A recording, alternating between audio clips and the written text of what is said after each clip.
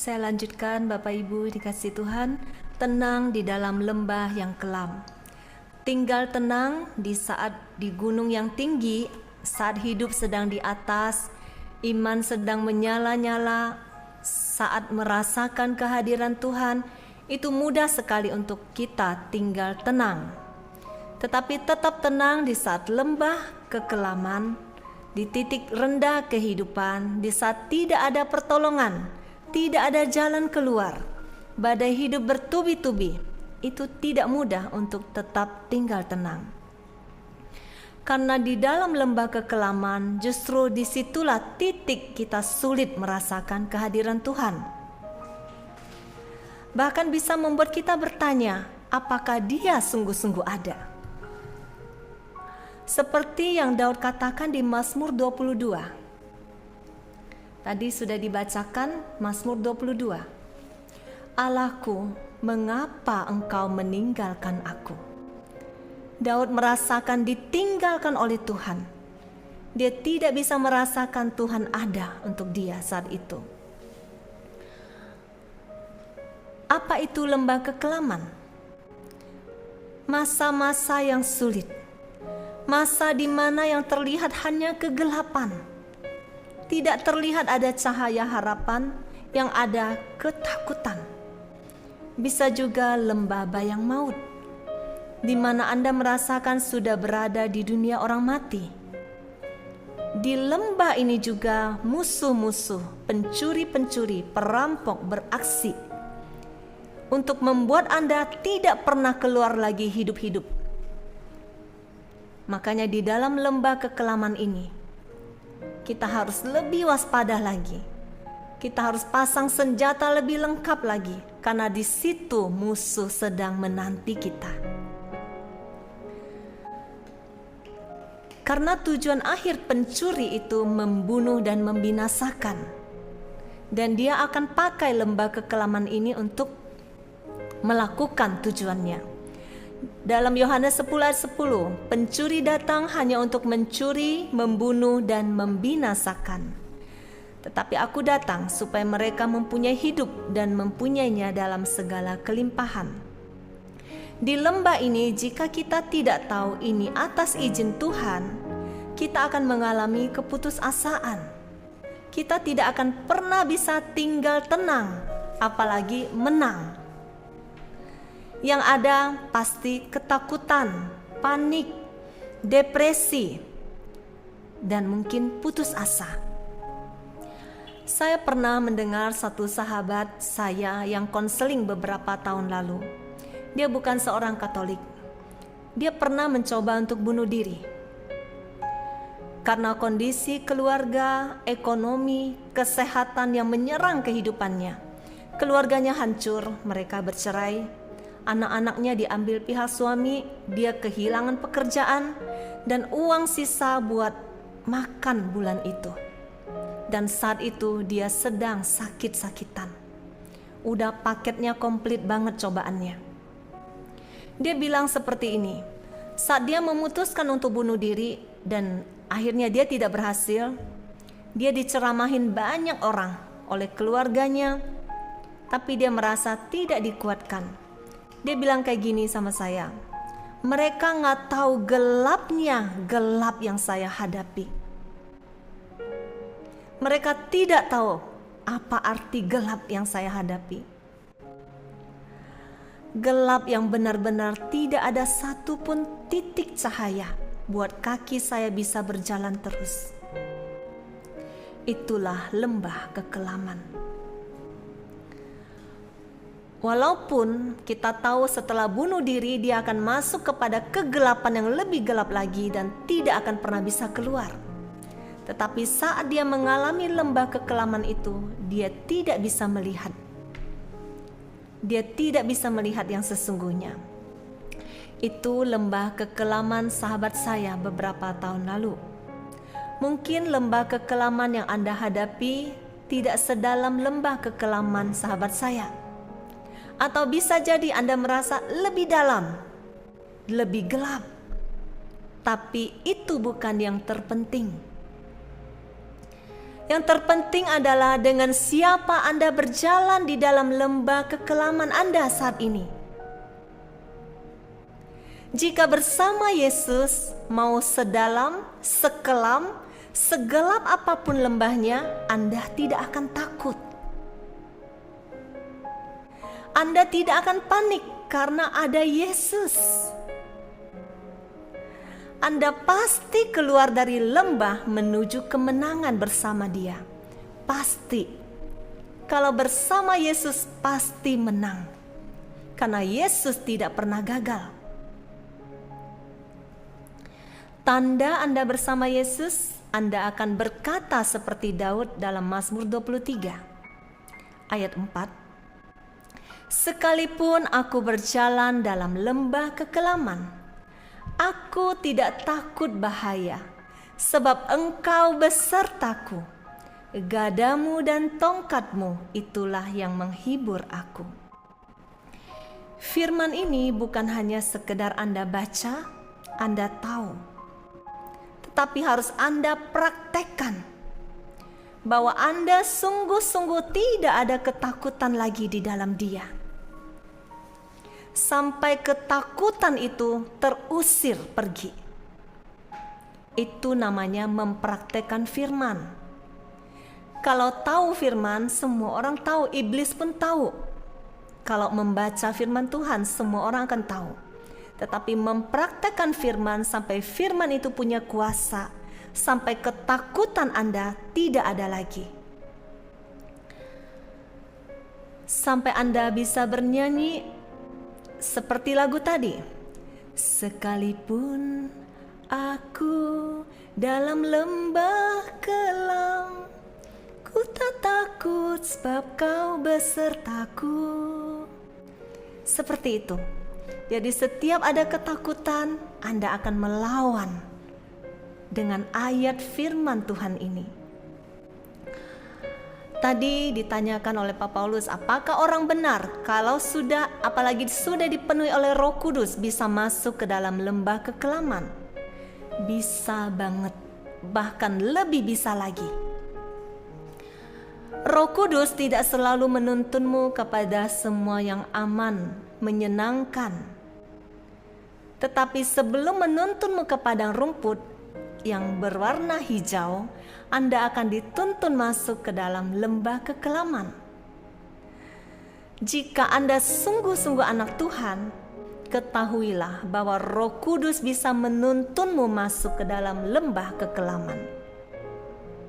Jadi ketika Anda saat ini sedang berada di dalam lembah kekelaman, percayalah bahwa Tuhan mengizinkannya untuk membawamu keluar masuk ke padang rumput berwarna hijau.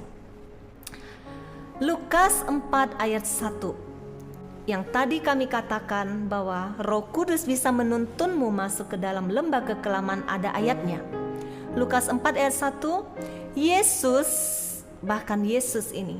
Yesus yang penuh dengan Roh Kudus kembali dari sungai Yordan, lalu dibawa oleh Roh Kudus ke padang gurun. Padang gurun, lembah kelam, adalah ruang ujian pemurnian. Di sanalah orang benar diuji. Dan ruang itu akan melahirkan orang-orang yang diurapi.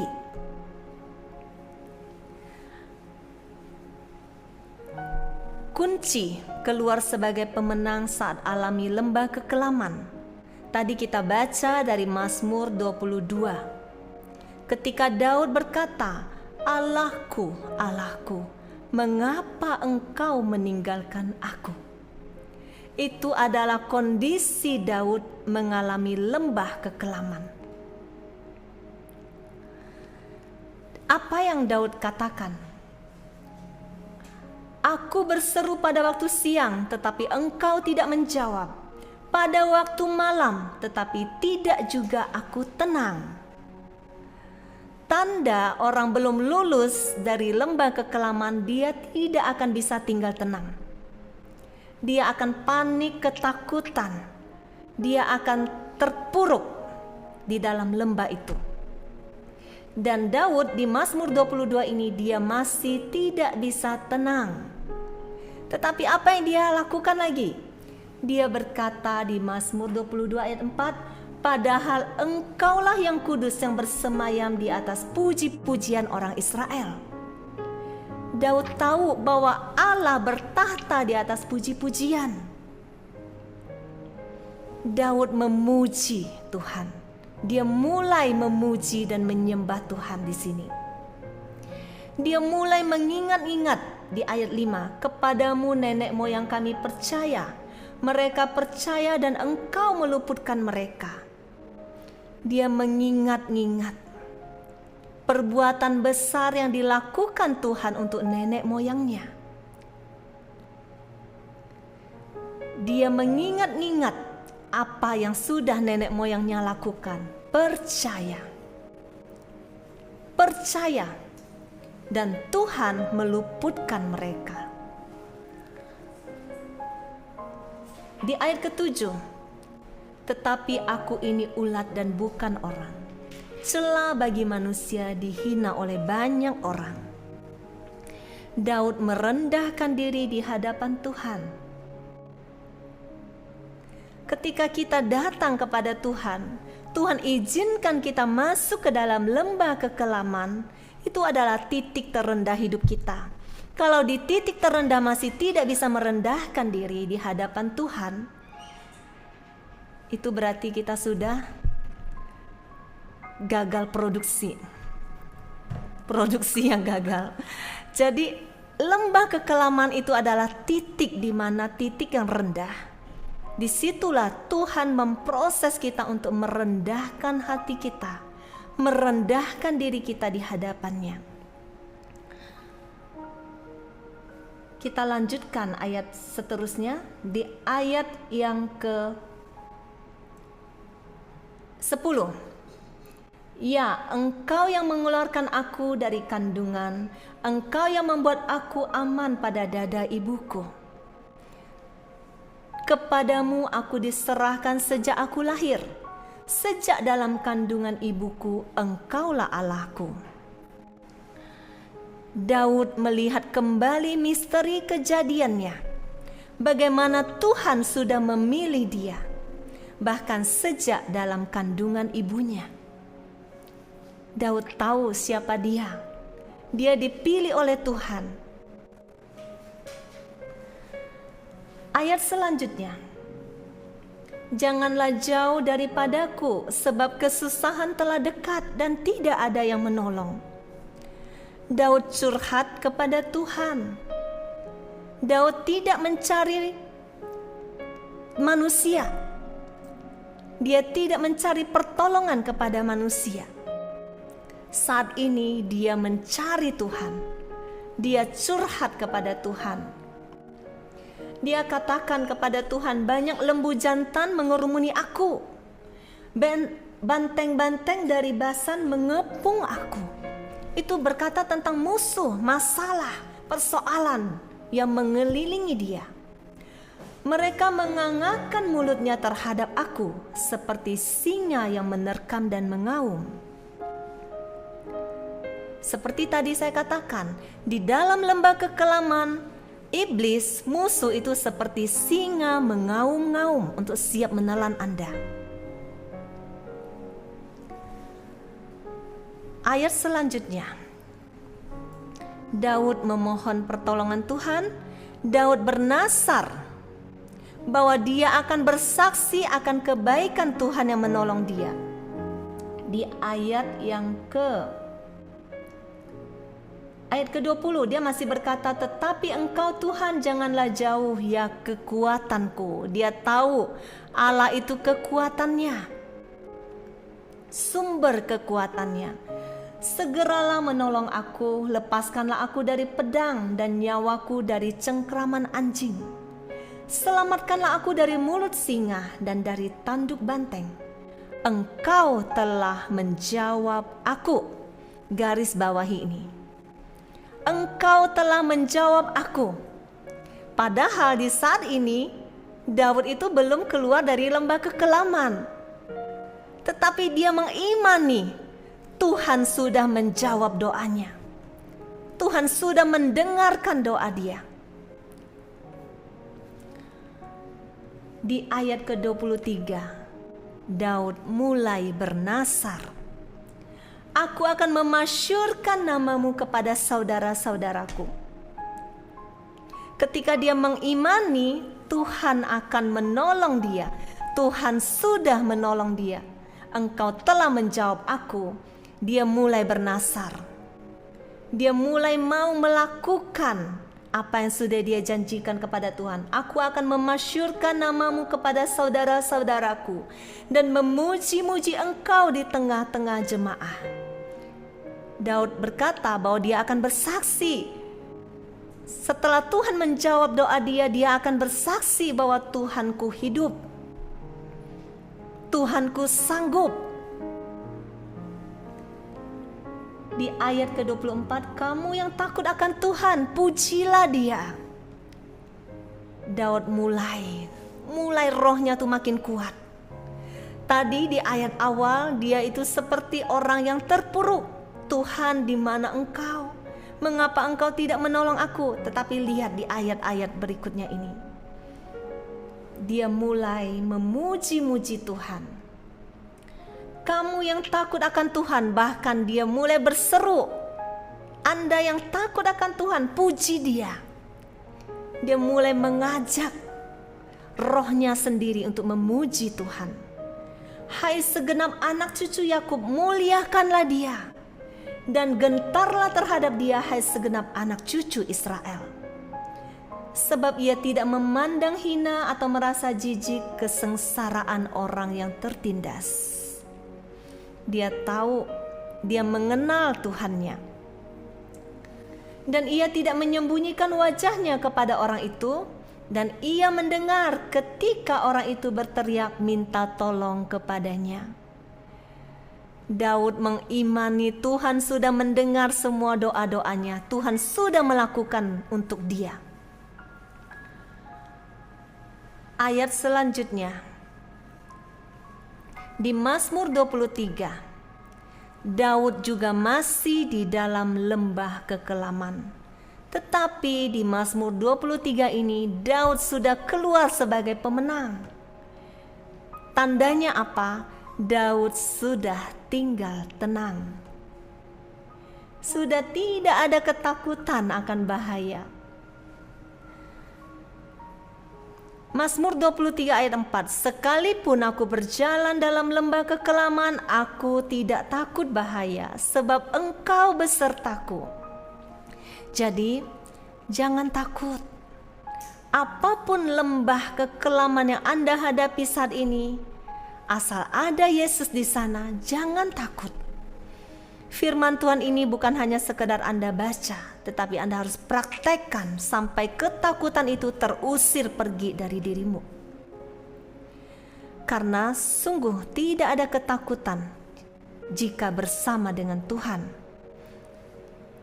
Daud membayar harga untuk mencari wajah Allah, walau waktu di Mazmur 22 dia tidak merasakan Tuhan ada di sana. Jadi kalau kita mau diurapi Tuhan, kita mau dipakai Tuhan untuk pekerjaan Tuhan yang paling dekat untuk keluarga kita, kita harus mengizinkan Tuhan membawa kita masuk ke dalam lembah kekelaman. Kita harus bayar harga, mau mencari wajah Allah, mau mengambil waktu khusus untuk mencari Dia. Seperti tadi kata Pak Paulus, jam doamu dinaikkan levelnya. Yesus sang gembala baik, dialah sang terang. Jika Anda sedang dalam lembah kekelaman yang gelap, tidak tahu arah jalan yang harus Anda ambil, carilah Dia sungguh-sungguh. Dia terang. Ketika Dia hadir, kegelapan itu akan sirna. Carilah Dia dengan sungguh-sungguh, carilah apa yang Dia mau katakan di dalam firman Tuhan. Taati setiap perkataan yang Dia katakan. Apa yang Yesus ajarkan, lakukan, ikuti, taat. Lembah itu kegelapan. Anda hanya bisa berjalan dengan tenang tanpa ketakutan jika berjalan bersama terang, yaitu Yesus. Yohanes 8 ayat 12, Akulah terang dunia. Barang siapa mengikut aku, ia tidak akan berjalan dalam kegelapan, melainkan ia akan mempunyai terang hidup. Jadi, walaupun Anda berada dalam lembah kekelaman, Anda tidak akan merasa itu kegelapan, karena sang terang berjalan bersama dengan Anda. Poin selanjutnya, tetap percaya bahwa Tuhan setia. Percaya bahwa Dia punya rancangan indah atas hidup Anda. Walaupun Anda tidak bisa melihat sisi baiknya apa saat ini, apa baiknya lembah kekelaman ini. Yang ikut komsel Jumat lalu, apa yang Yusuf bisa lihat baik saat dia dimasukkan ke sumur kering? Apa yang Yusuf bisa lihat baik saat dia dimasukkan ke penjara? Bukankah itu lembah kekelaman? Tetapi Yusuf tetap setia, tetap percaya bahwa Tuhan itu setia.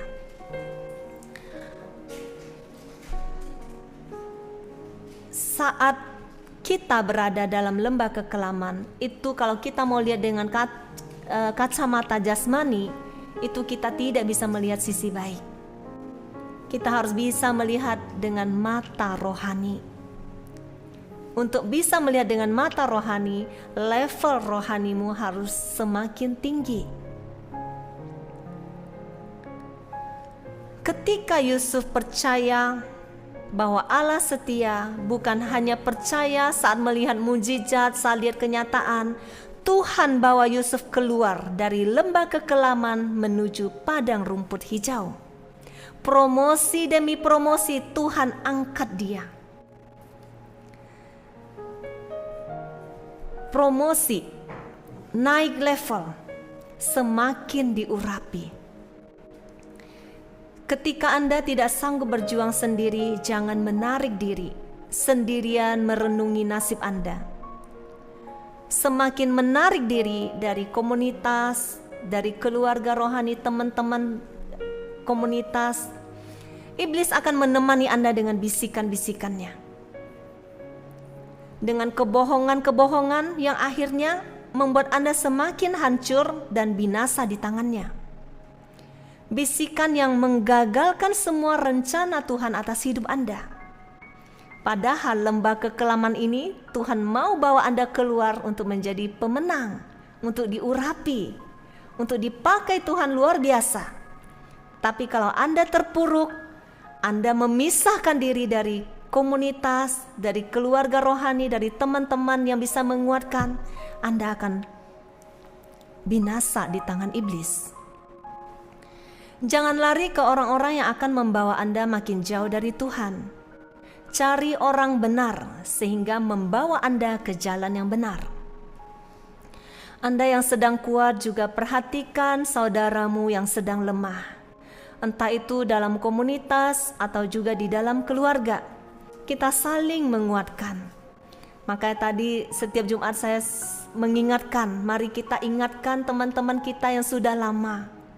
Mungkin dia butuh kita teguhkan, kita ingatkan. Dengan bersama-sama seperti ini kita saling menguatkan.